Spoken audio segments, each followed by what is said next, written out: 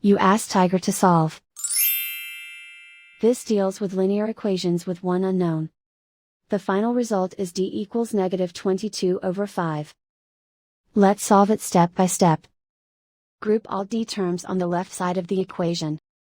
Subtract 18d from both sides. Group like terms. Simplify the arithmetic. Group like terms. Simplify the arithmetic.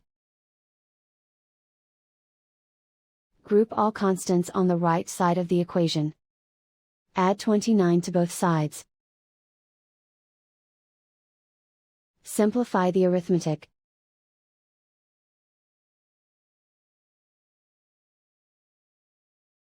Isolate the d. Divide both sides by -10.